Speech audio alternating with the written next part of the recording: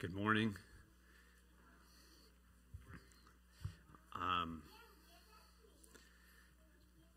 Just that one image that Harry had up there, and just cause verse came to my mind. I wanted to share. It's not really where I'm going with what I wanted to share with you this morning, but in Romans chapter 5, you don't have to turn there, but it's talking about how, like, this thought. It's an amazing thought to think that on the cross, Jesus Christ defeated sin and shame, defeated the devil, that there's victory over the devil. And it's amazing because how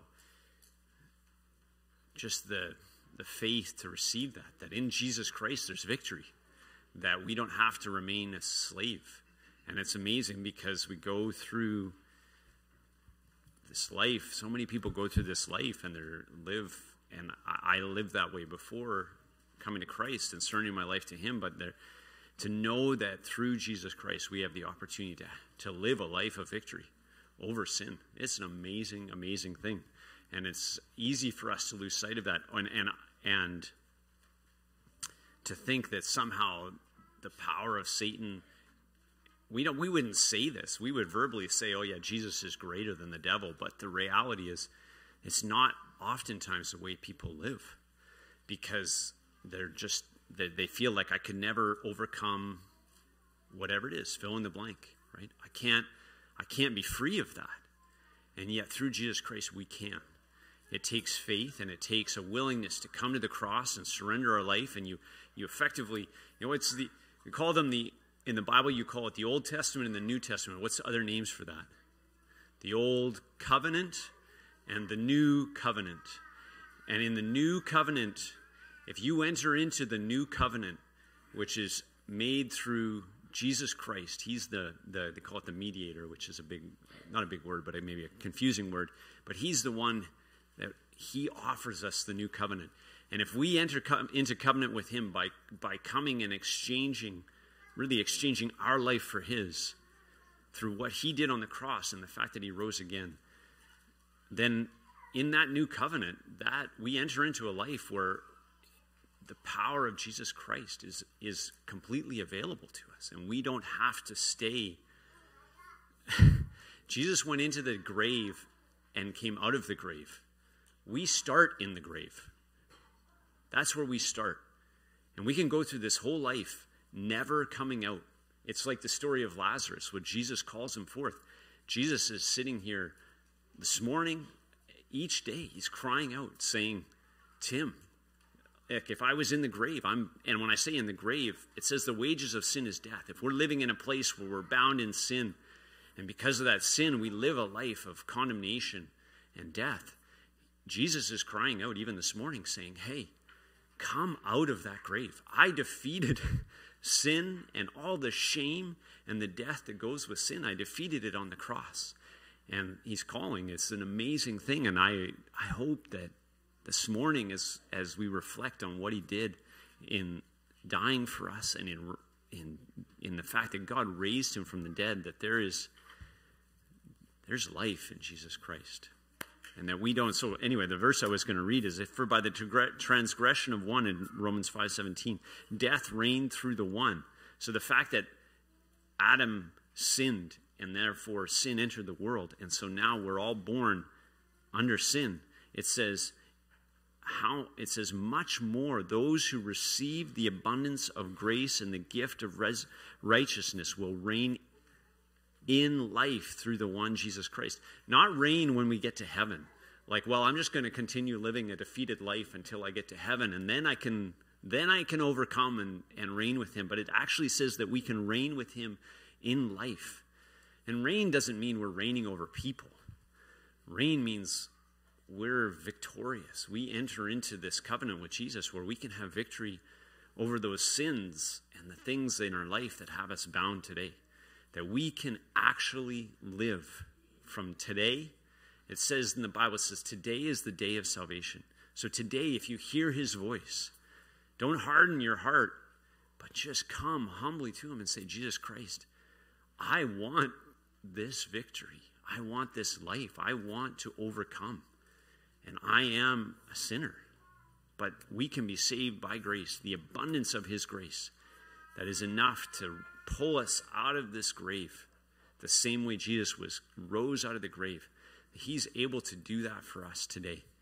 Not just today, tomorrow, and the next day, and the next day. He's able to give us a victory. It's an amazing, amazing thing, and it's easy to lose sight of, especially we hear all of the death and defeat in this world. And yet the reality is that the message of Jesus Christ is that we can have victory over all of these things.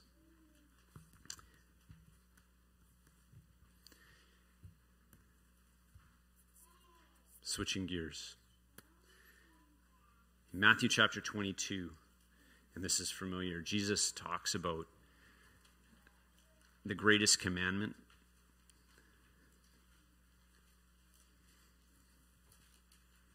In 22, verse 36 to 40, someone asks him and says, "Teacher, what is the great commandment in the law?"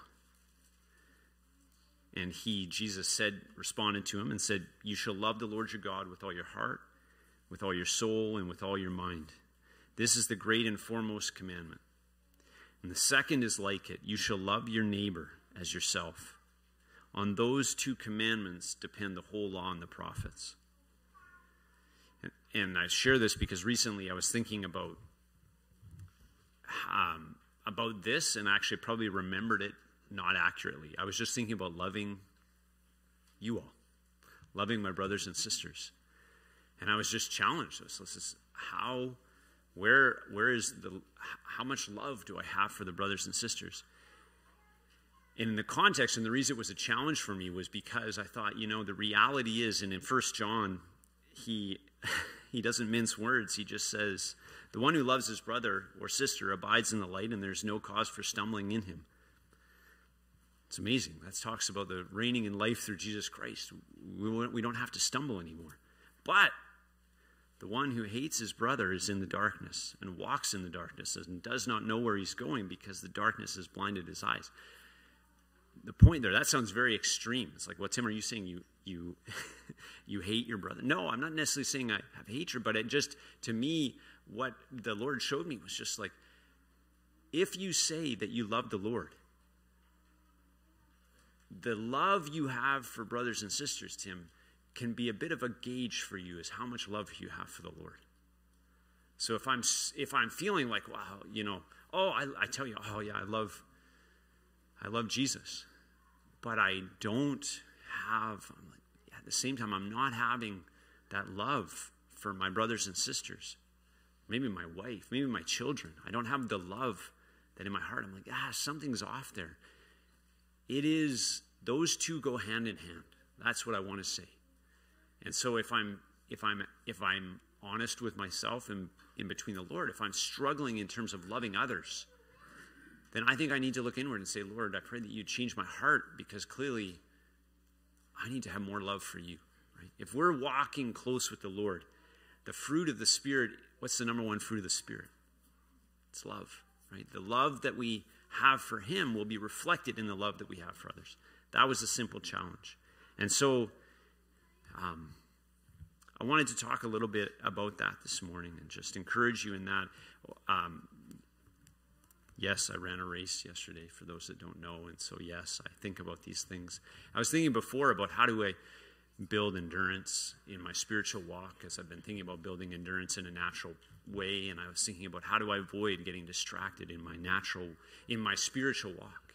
So easy in this life to become distracted by other things, and all of a sudden it affects our walk with the Lord. It says in Hebrews chapter 12, it says this of Jesus. It says, I'm going to read that. Sorry, I don't have it. I didn't. This is the beginning of Hebrews chapter 12. It says, therefore, let us run with endurance the race that is set before us.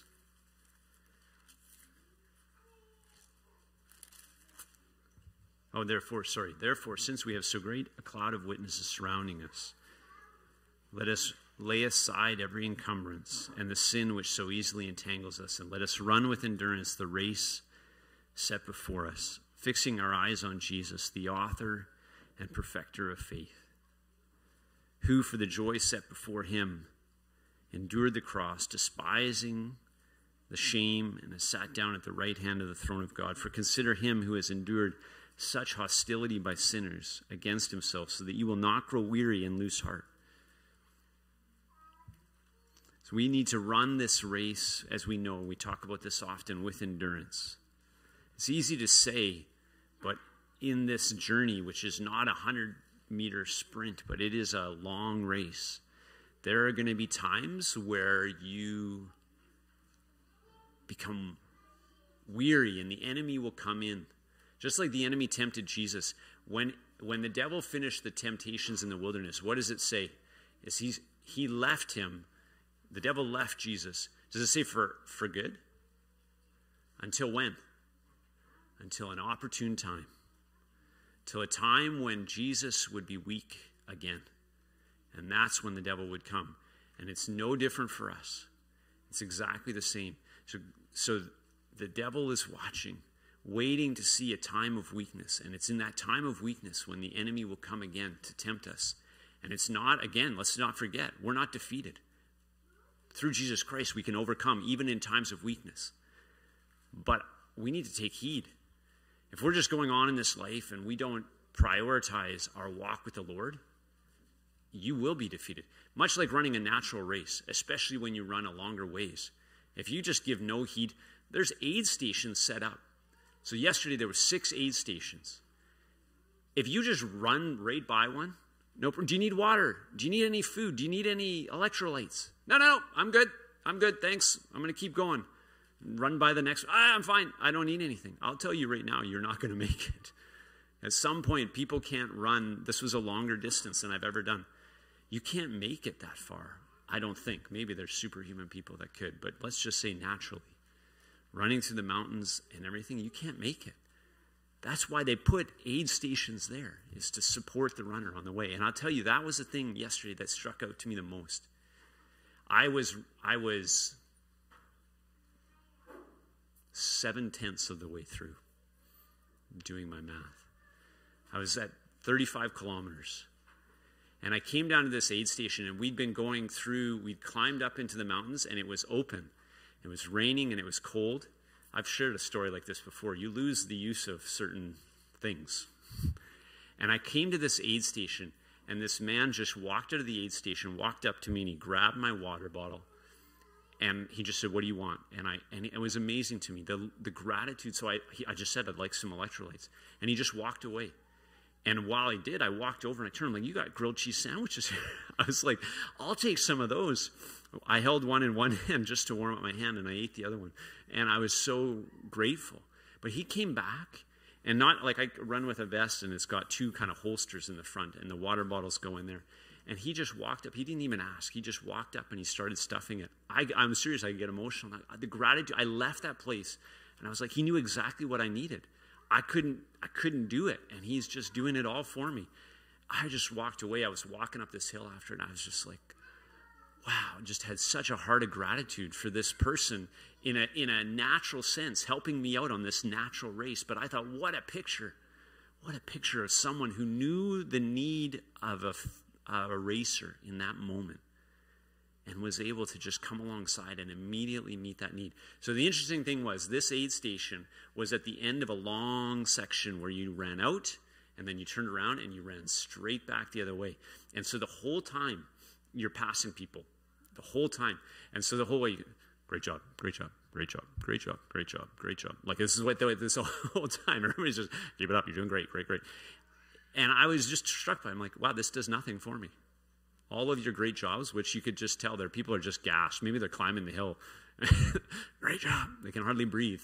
And you don't take anything from it. It's like, I was like, and it just reminds me, it's like, we can love one another in word and in deed. What does it say? In deed and truth, or in word? What does it say in James there? Anyway, you know what I'm saying? If we're just giving verbal to it, it says, "Oh, I love you, brother. Love you, sister." And yet we're not sensitive to say, I wonder what that brother or sister needs. It might just be they need prayer. To see a brother or sister, you can perhaps see them this morning and go, wow, I can see my heart is heavy. I can see that they're weak.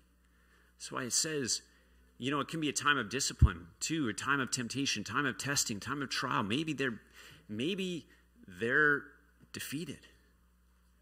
And you just look at it and say, man, that brother needs faith. That sister needs faith that Jesus can help them to overcome. And I would say, each one of us, we should be drawn to prayer, to pray for our brothers and sisters. Lord, strengthen that brother that they would overcome. Strengthen that sister. Lord, build their faith. And Lord, if there's a word I could share, if there's something that I could do to help encourage them, Lord, put that in my heart. Or bring another sister, brother along. But it's different than, love you, brother, love you, sister, have a great week. I'm not saying don't say that. Please, I hope you just see the contrast, right? Where it just really struck me yesterday. It was like, I had such analogies. So the end of this race then too, I was so grateful to be able to do this for somebody. I had a guy behind me. It was such a full, we were getting close to the finish. We had 8 kilometers left and we're running down just this perfectly smooth gravel road downhill. And I was just loving every moment of it. I was like, this is so easy. Not so easy. Okay, you're tired, but it was a lot easier than some of the other stuff we were dealing with. And he says, I can hear him. I never actually saw him. I just kept hearing him behind me, and he would talk to me from behind me, but I never looked back. He says, isn't there another aid station come up? I says, yeah, there's another aid station. It's got to be close. So there it is. So we hit the aid station, and the aid station is right there. And then right past the aid station, there's somebody just doing this, and they're just pointing you into this trail, and this trail is going back up over the last mountain. And you got they're like 6 kilometers left, and you're like, yes.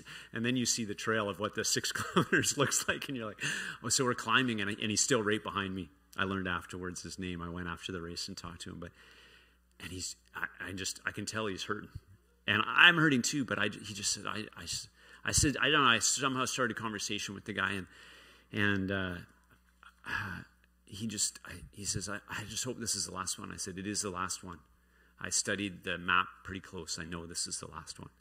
And he just said, I think he says, you're an inspiration to me, he said. And so we're going. And so then I asked him, I said, do you have a goal for this? Is this your first time? He says, yeah, it's my first time. I said, my first time too. He says, they told me try and run it, and he gave me the time. And I looked at my watch. I was like, we're not going to make it by that time. I says, why don't we set this as our goal? And he didn't really say much behind me, but then that was it. I kind of said in my mind, this is our goal. Him and we're going to finish it this time. And so we're just trudging up this hill. And I would just encourage him. I'd be like, come on, let's go, let's go, let's go, let's push. And then at one point he goes, sorry, it feels like I'm just right behind you. But he said to me, he says, you're my beacon.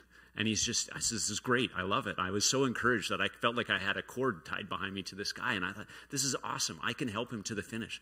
And so we're just pushing.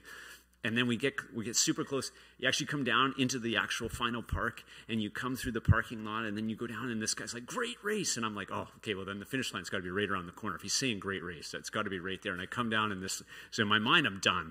And then I come down to the lake, and the lady's pointing this way, and she goes, 1 more kilometer. And I'm like, no, that's different than almost, something's wrong. And so then all of a sudden, I hear him behind me. And he's encouraging me. He says, come on. He was encouraging me on. He was spurring me on. He was just like, come on, we can do this. And then we had to climb stairs. And I looked at my watch. I climbed over like 560 flights of stairs yesterday. So those last couple stairs were not welcome.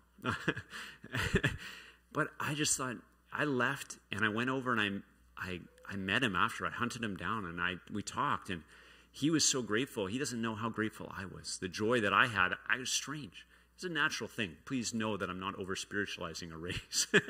But I love, as you know, when you've come to learn, I just love the lessons I can learn from. And I just saw that. I thought, what an opportunity to encourage this brother. He wasn't a brother. This other racer. But take it as a spiritual sense. How we can encourage another brother.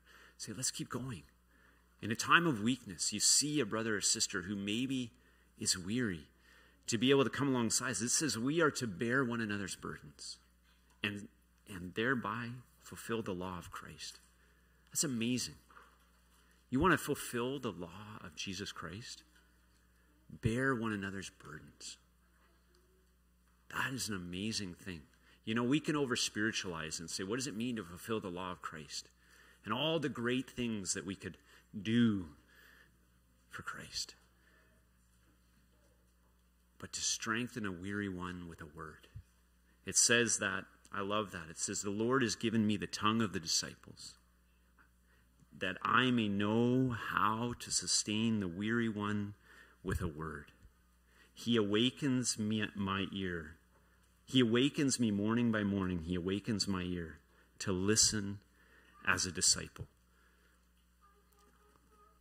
That's for every one of us. That's not for somebody that has the gift to share on Sunday morning. That's for every person to be able to say, Lord, if I'm a genuine disciple, if I'm a disciple of Jesus Christ, Lord, give me an ear to hear. Wake me up in the morning, and let it be my priority to wake up in the morning, Lord, and hear, how can I strengthen my brothers and sisters today?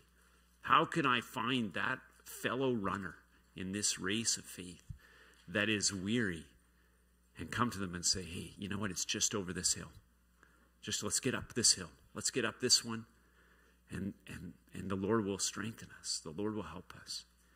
And it just struck me yesterday how what an incredible blessing it is to run into somebody who knows what we need, and to have them just reach out and just meet that need. And then only 5 kilometers later to be able to do it for somebody, to turn that around. Somebody meets me at an aid station and helps me, and then 5 kilometers later to be able to turn around and meet that need for Alistair, who I met after the race, and just encourage him for the last 6 kilometers. And to help get to that finish line.